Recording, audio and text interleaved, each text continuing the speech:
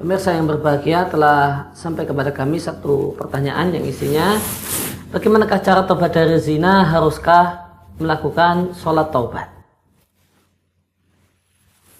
Pertama, berkaitan dengan masalah sholat taubat. Sholat taubat adalah sholat 2 rakaat yang dilakukan oleh seorang yang terkesan dengan satu dosa yang ingin dia bertobat darinya. Maka dituntunkan untuk sholat 2 rakaat biasa, tidak ada tata cara khusus untuk pelaksanaannya. Dan setelah selesai sholat tersebut, kemudian dia ungkapkan bagaimanakah tobatnya, penyesalannya kepada Allah Subhanahu wa Ta'ala atas dosa dan kesalahan yang telah dia lakukan. Dan hadis tentang sholat taubat ini diriwayatkan oleh Tirmidzi dari sahabat Abu Bakar As-Siddiq radhiyallahu anhu, dan hadisnya mungkin bisa kita katakan diperselisihkan oleh ulama. Sebagian ulama semacam penulis kitab Sahih Fiqh Sunnah menilai hadisnya adalah hadis yang dhaif, hadis yang lemah. Namun sebagian ulama yang lain, diantaranya adalah Al-Hafidh Ibnu Katsir di tafsirnya, menilai hadisnya adalah hadis yang derajatnya hasan. Insya Allah kesimpulan dalam masalah ini, hadisnya adalah hadis yang bisa kita jadikan sebagai landasan untuk beramal.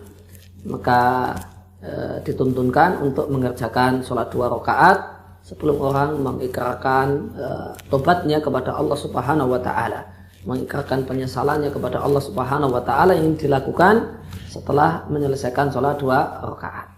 Dan ini hukumnya satu hal yang dianjurkan dan bukan satu keharusan.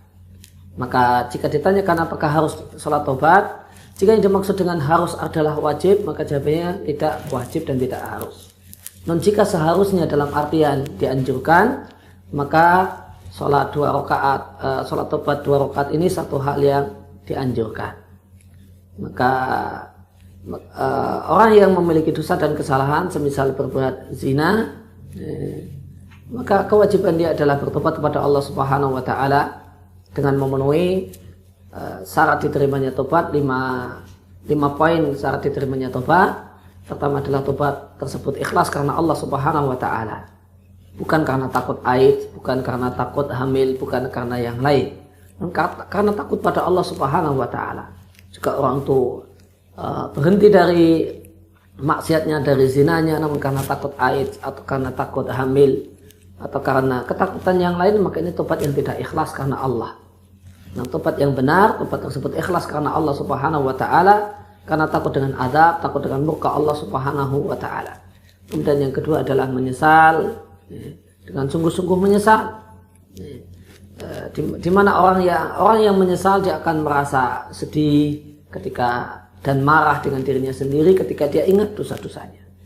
Dia merasa hatinya pilu, bagaikan disayat-sayat sembilu ketika dia mengingat dan mengenang keburukan dan kemaksiatan yang dia kerjakan dan dia lakukan.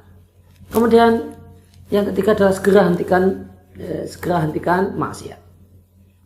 Kalau itu adalah zina tersebut sebabnya pacaran, maka bukti seorang yang benar-benar bertobat kepada Allah Subhanahu wa Ta'ala dan bahkan syarat diterimanya tobat, hentikan pacaran. Hentikan pacaran sekarang juga.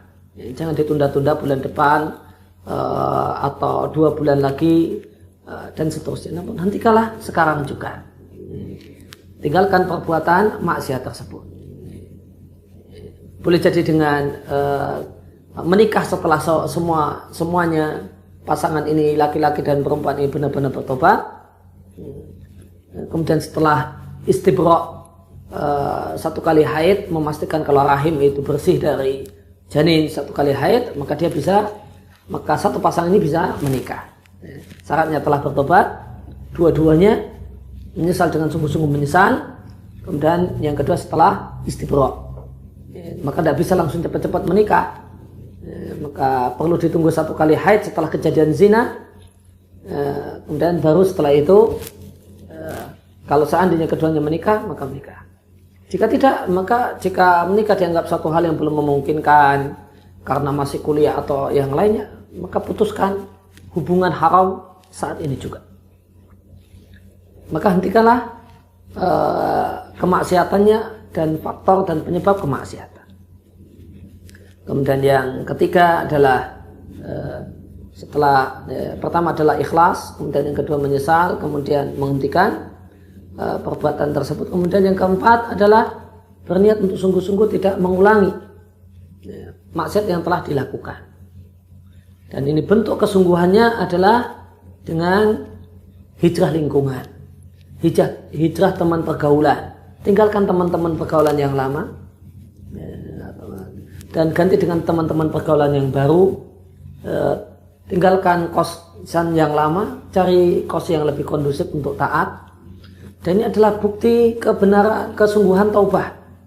Sebagaimana kisah orang yang membunuh 99 orang yang kemudian dia lengkapi dengan 100 orang, dia lengkapi sehingga menjadi 100 orang, maka dia disarankan oleh ulama di zaman itu, tinggalkanlah kampung karena kampung adalah kampung yang busuk, kampung maksiat, kampung yang akan menjerumuskan dan mengajak orang untuk terus berbuat maksiat.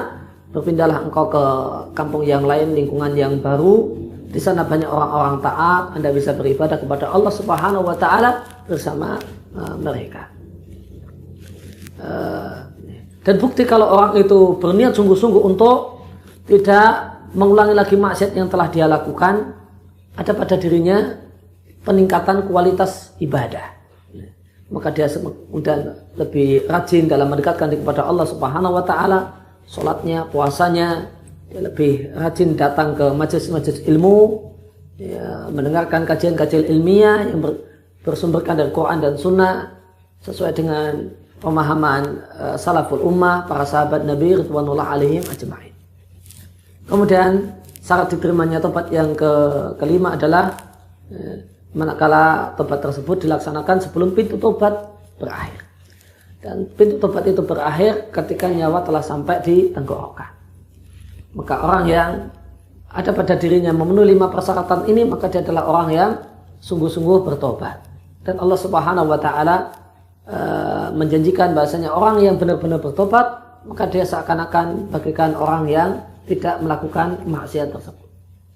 Sebagaimana sabda Nabi Shallallahu Alaihi Wasallam dalam hadis yang diriwayatkan oleh Ibnu Majah, derajatnya hasan, Nabi Shallallahu Alaihi Wasallam bersabda, "At-taibu minadz dzanbi kaman la dzanba lahu." Orang yang sungguh-sungguh serius dan benar-benar bertobat dari satu dosa, maka dia ada seakan-akan tidak pernah melakukan dosa tersebut. Demikian jawaban yang bisa kami berikan. Mudah-mudahan bermanfaat, menjadi ilmu yang nafi', ilmu yang manfaat, ilmu yang membuahkan amal, dan ilmu yang kemudian disebarluaskan kepada yang lain. Demikian. Wassalamualaikum warahmatullahi wabarakatuh.